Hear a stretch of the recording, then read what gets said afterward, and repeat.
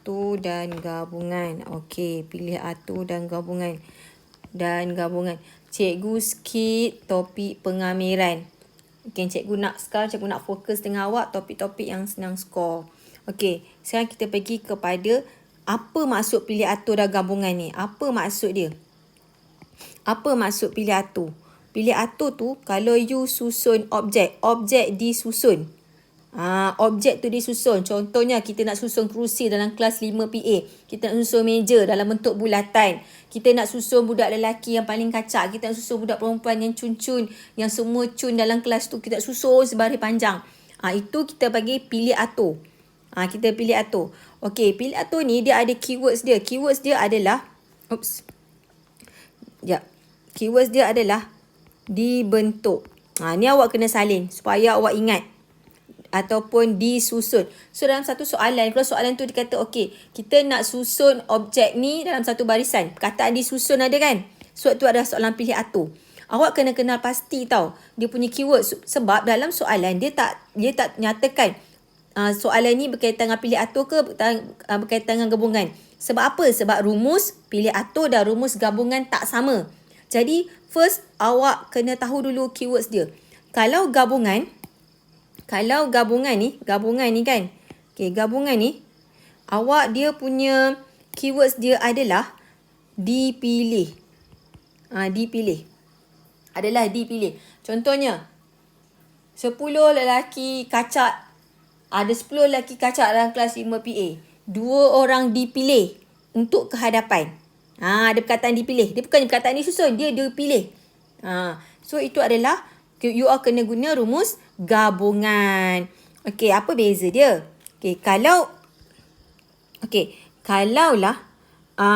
kita tengok pada pilih atur dulu ya. So pilih atur ada 3 cara untuk cari.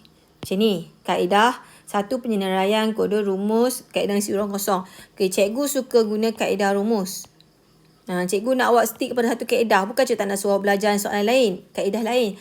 Cikgu tak nak belajar kaedah lain supaya nanti awak tak keliru. So kita sekarang fokus kaedah rumus sebab senang sangat guna kalkulator.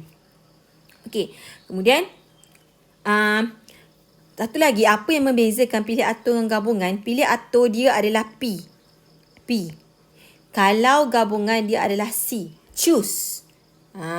Choose. Okey. So nanti kita tengok waktu bila kita nak guna P dengan C ni. Waktu bila kita nak guna soalan tu berkaitan dengan pilih atur ataupun soalan tu berkaitan dengan gabungan. Okey. Kita pergi kepada seterusnya. Okey, yang ini. Cikgu nak ajar awak Ni semua dalam buku awak. Cikgu nak awak faham je. Ni semua dalam buku awak. Okey. Ini pasukan P, awak tengok Pasukan P mempunyai 6 pemain. Allahuakbar. Okey, dia mempunyai 6 pemain. So cikgu padam. Okey, dia mempunyai 6 orang pemain. Pasukan P mempunyai 6 orang pemain yang ingin mengadakan perlawanan pingpong dengan pasukan Q. Pasukan Q ada berapa? 7 pemain. Carikan bilangan perlawanan perseorangan yang berlainan dapat diadakan. Berapa banyak perlawanan dapat diadakan dengan 6 orang pemain dengan 7 orang pemain daripada P dan Q ni. Bila macam ni senang je. Kau terus je darab ni. 6 darab 7. 6 darab 7 sama dengan 42. Tu je. 6 darab 7 sama dengan 42. Dia tak ada susun atur apa-apa. Dia semua tanya berapa bilangan pemain je. Dia tak ada kata susun atur. Dia tak ada kata memilih. Kan?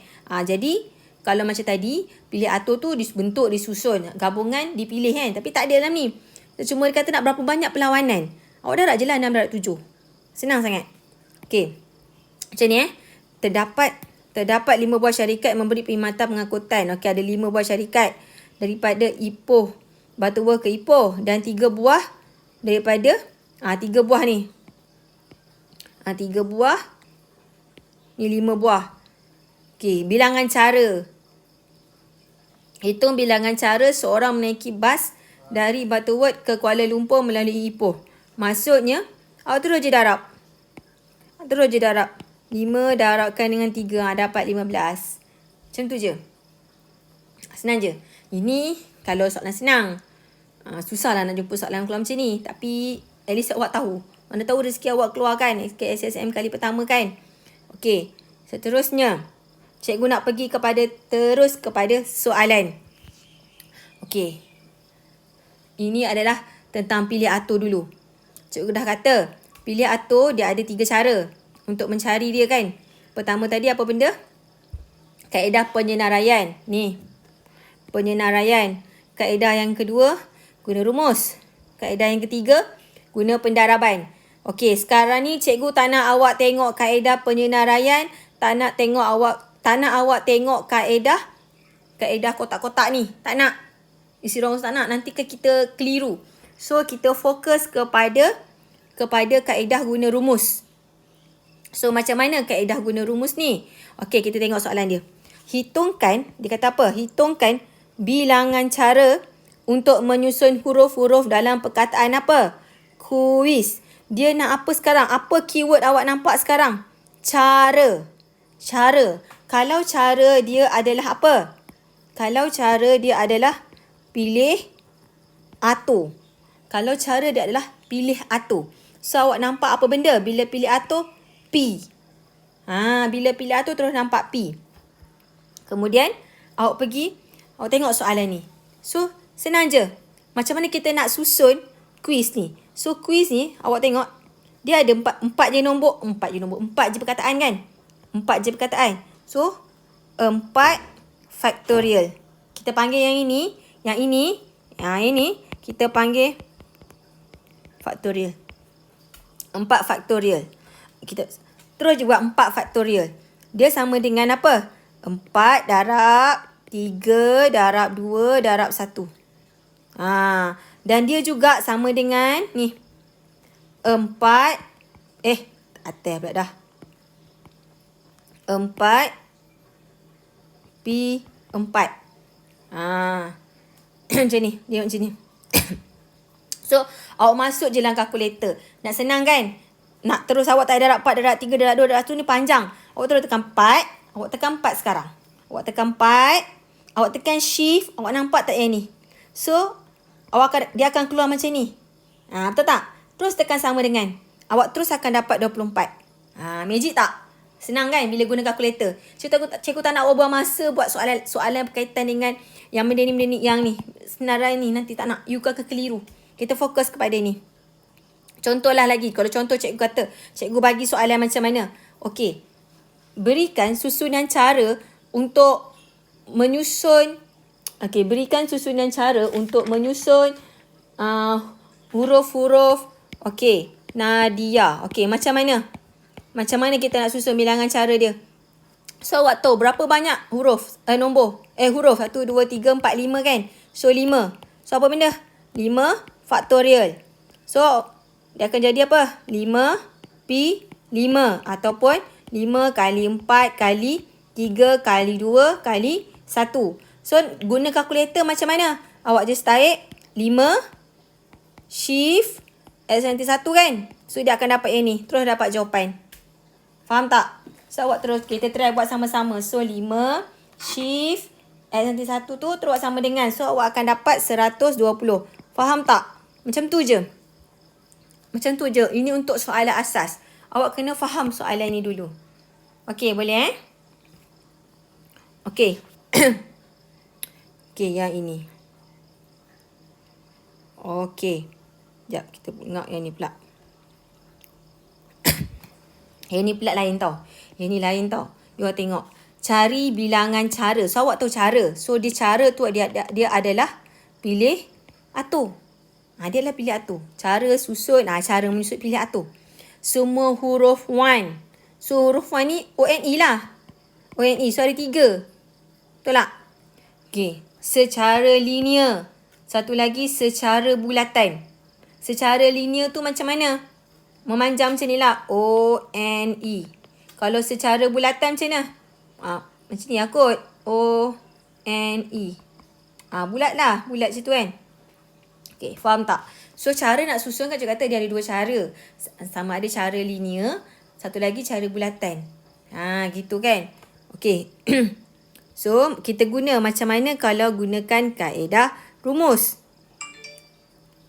Kalau guna kaedah rumus, awak tengok ni. Nampak tak?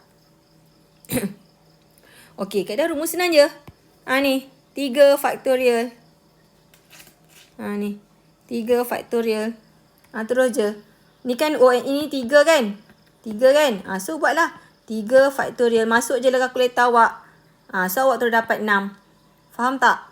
Itu je. Itu adalah linear. Linear senang. So, macam mana pula dengan bulatan? Okey. Kalau macam ni kan. Dia kata susun huruf O, N, E dalam bentuk bulatan. Betul tak? Dia suruh susun dalam bentuk bulatan. Jadi, macam mana kita nak susun? Bila dia sebut dalam bentuk bulatan, senang je. Senang je kaedah dia. Kau terus je. Ni. Nampak tak? N tolak 1 faktorial. So, N dia adalah 3. 3 tolak 1 faktorial. So, awak masuk dalam kalkulator awak, terus awak akan dapat jawapan 2. Itu sahaja. Senang tak? Bila dia kata, sebab tadi pun dia kata ni susun dalam bentuk bulatan kan? So, buat macam ni tu. Macam ni je. Okey. Kalau lah dia bagi macam ni pula, tak sama. Kalau macam ni dia kata, susun 10 butir manik. Cari bilangan cara menyusun 10 butir manik pelbagai warna untuk membentuk seutas rantai mainan. Okey, rantai mainan tu bentuk macam ni boleh? Bentuk macam ni boleh kan? Betul tak? So, dia ada 2 cara. You boleh susun bentuk macam ni, you boleh susun bentuk macam ni. Kan? So, macam mana nak buat? Masih cara yang sama, iaitu apa benda? 10 tolak 1 faktorial. Betul dah? Kan? Kan 10 kan? 10 tolak 1 faktorial. Tapi awak kena bahagikan dengan 2. Sebab apa kena bahagi dengan 2? Sebab rantai mainan kita boleh bentuk kan? Sama ada bentuk linear ataupun bentuk ni kan?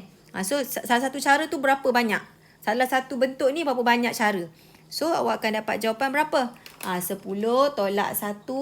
Okay, kita kira sama-sama. Faktorial. So, bahagi 2. So, awak akan dapat kan jawapan dia.